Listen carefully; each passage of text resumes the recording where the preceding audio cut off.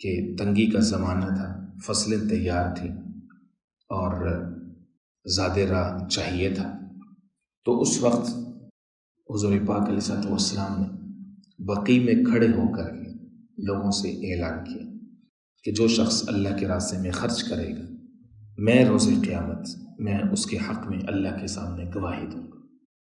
اتنی بڑی آفر جو حضور پاک علیہ السلام کے سچے دوست، یار، غمخوار تھے، صحابہ اکرام تھے، مہاجرین و انصار تھے، تھوڑا تھا، زیادہ تھا، دینے کے لیے تیار ہو گئے۔ تو ایک صحابی رسول جو کہ آئے اور ان کے بارے میں آتا ہے کہ رنگ ان کا سیاہ تھا اور چھوٹا قد تھا، وہ آئے، اونٹنی ان کے پاس ایسی شاندار تھی کہ پورے بقیع میں ایسی کسی کے پاس اونٹنی نہیں تھی۔ انہوں نے جیسے ہی اعلان سنا، فوراً حضور کی خدمت میں اپنی اونٹنی پیش کر دی، یا رسول اللہ، یہ حاضر ہے، سنبھال لیجیے، اللہ کے راستے میں خرچ کرتا ہوں۔ اعوذ باللہ من الشیطان الرجیم، بسم اللہ الرحمن الرحیم۔ الذين يلمزون المطوعين من المؤمنين في الصدقات والذين لا يجدون إلا جهدهم فيسخرون منهم سخر الله منهم ولهم عذاب أليم آمنت بالله صدق الله العظيم۔ میرے انتہائی واجب الاحترام، قابل احترام بزرگوں، بھائیوں اور نوجوان ساتھیوں، آج کے درس میں قرآن مجید کتاب حکمت کی سورہ نمبر 9 سورۃ التوبہ کی فقط ایک آیہ مبارکہ، آیہ نمبر 79 یعنی 79 یہ شامل ہے۔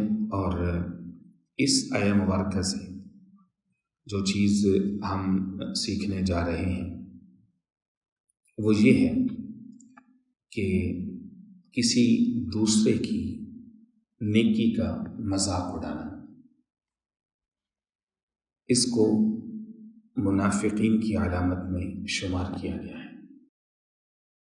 ہمارے معاشرے کے اندر جو کچھ مسائل ہیں ان میں سے ایک یہ بھی ہے کہ کوئی دوسرا آدمی جو کوئی اچھا عمل کرتا ہے، نیکی کرتا ہے یا اللہ کے راستے میں خرچ کرتا ہے،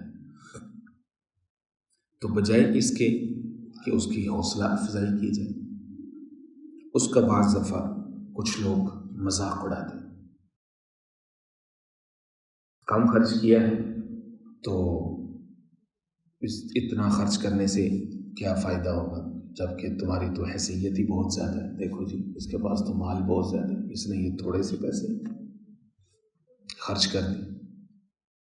اگر کوئی شخص زیادہ خرچ کرتے تو اس کو کہ یہ جی دکھلانے کے لیے، اپنے خود کو مشہور کرنے کے لیے یہ مال خرچ کر، دونوں ہی صورتوں دوسرے کی نیکی ہضم نہیں ہوتی۔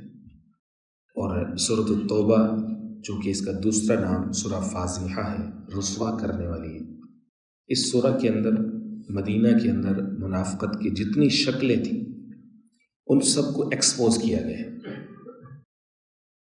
یہاں پر ایک اور شکل کے منافقین تھے۔ غزوہ تبوک کے موقع پر جس وقت مسلمان مالی تنگی کا شکار تھے، لشکر کافی بڑا تھا، سفر لمبا تھا، حالات مشکل تھے، اور اس کو غزوہ جیش العسرہ بھی کہا جاتا ہے کہ تنگی کا زمانہ تھا، فصلیں تیار تھیں اور زیادہ راہ چاہیے تھا، تو اس وقت حضور پاک علیہ السلام نے بقیع میں کھڑے ہو کر کے لوگوں سے اعلان کیا کہ جو شخص اللہ کے راستے میں خرچ کرے گا، میں روز قیامت میں اس کے حق میں اللہ کے سامنے گواہی دوں گا۔ اتنی بڑی آفر جو حضور پاک علیہ السلام کے سچے دوست، یار، غمخوار تھے، صحابہ اکرام تھے، مہاجرین و انصار تھے، تھوڑا تھا، زیادہ تھا، دینے کے لیے تیار ہو گئے۔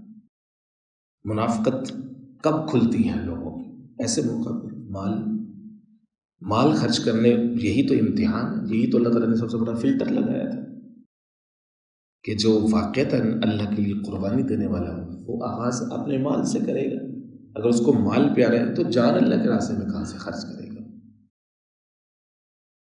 تو ایک صحابی رسول جو کہ آئے اور ان کے بارے میں آتا ہے کہ رنگ ان کا سیاہ تھا اور چھوٹا قد تھا، وہ آئے، اونٹنی ان کے پاس ایسی شاندار تھی کہ پورے بقی میں ایسی کسی کے پاس اونٹنی نہیں تھی۔ انہوں نے جیسے یہ اعلان سنا فوراً حضور کی خدمت میں اپنی اونٹنی پیش کر دی، یا رسول اللہ یہ حاضر ہے، سنبھال لیجیے، اللہ کے راستے میں خرچ کرتا ہوں۔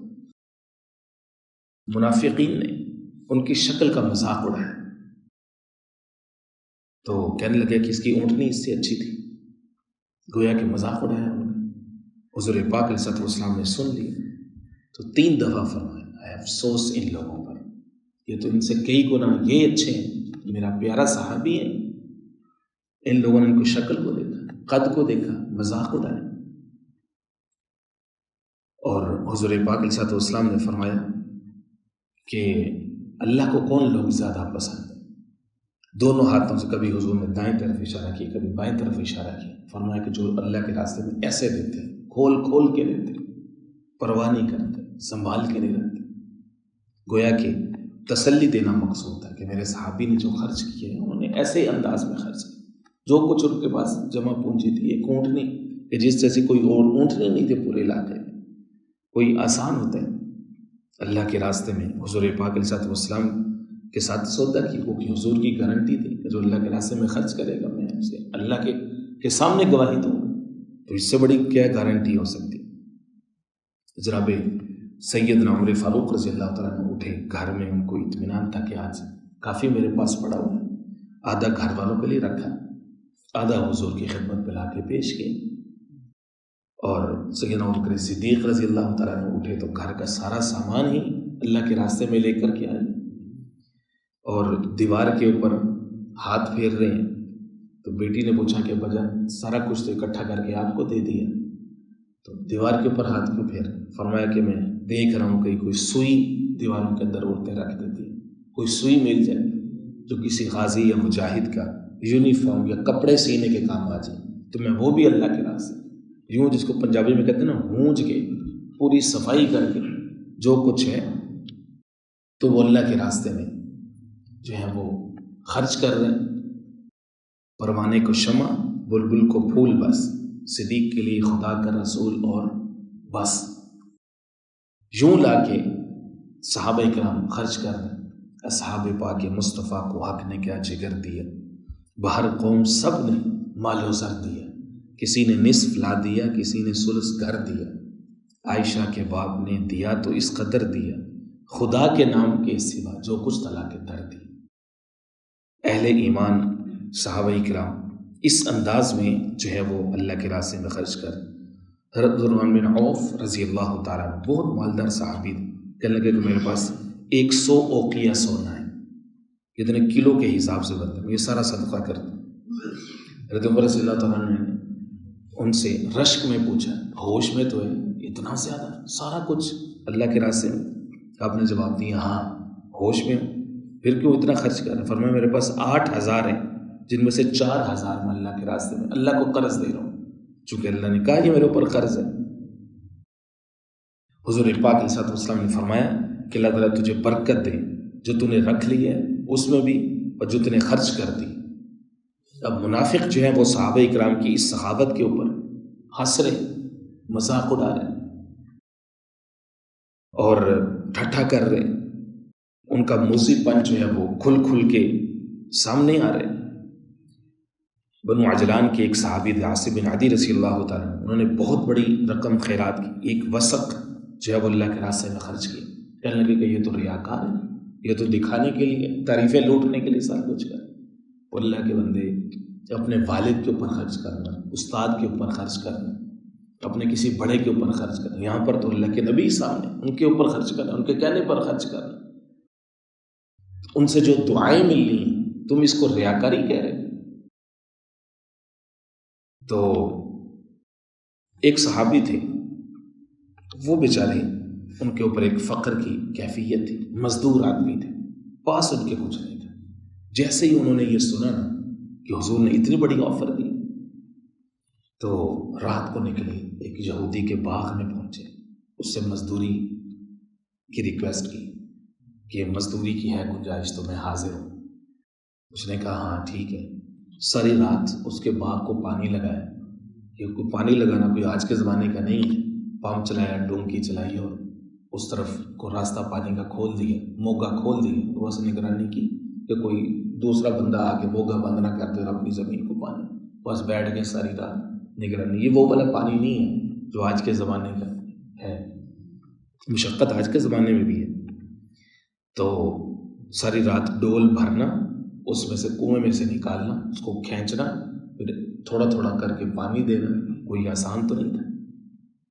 پھر اس کے بعد کہیں جا کر کے ان کو 1 سا جو ہے وہ یا 2 سا ان کو کھجوریں ملی، ساری رات کی مزدوری جو ان کو ملی۔ اب انہوں نے لائے، آدھی جو کھجوریں تھی وہ اپنے بچوں کے لیے رکھی، اور آدھی کھجوریں لا کر کے تھوڑی سی حضور پاک علیہ السلام کی خدمت میں پیش کرتے، یا رسول اللہ یہ حاضر ہے۔ حضور دور سے دیکھا تو بڑے خوش ہوئے کہ اس کے اندر دیکھو کہ شوق کتنا تھا، ذوق کتنا تھا اللہ کے راستے میں۔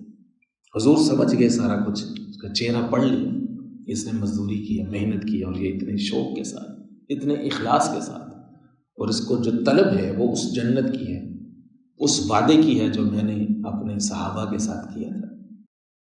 تو حضور پاک علیہ السلام نے اس سے کھجوریں لی، فرمایا یہ کتنا مال ہے، ڈھیر لگے ہوئے تھے، صحابہ نے ڈھیر لگائے ہوئے تھے مسجد نبوی کے سے، فرمایا کہ اس کی تھوڑی سی کھجوریں جو ہے وہ سارے مال پر وزنی، اس کو سارے مال کے اوپر پھیلا دیں۔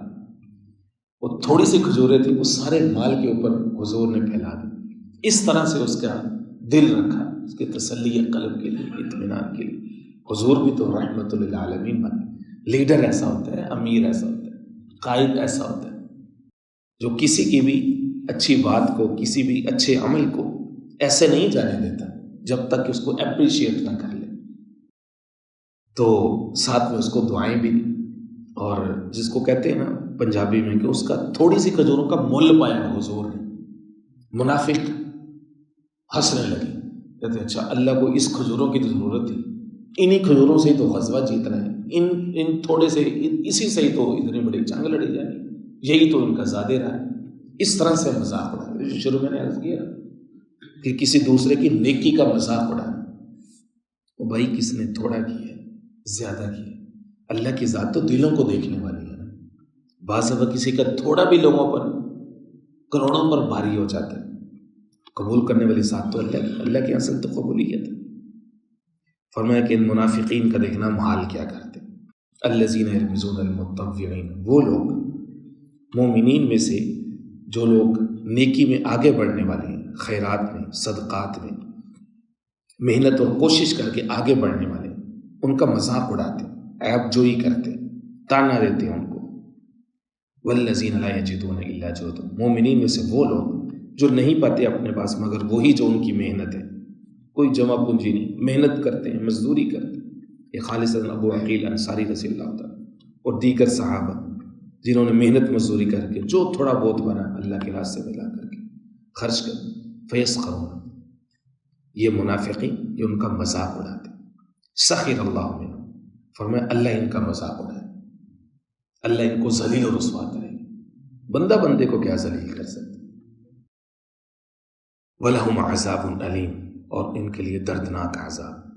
اللہ رب العزت سبھی نصیب فرمائے۔ وَمَا عَلَيْنَا إِلَّا الْبَلَاغُ۔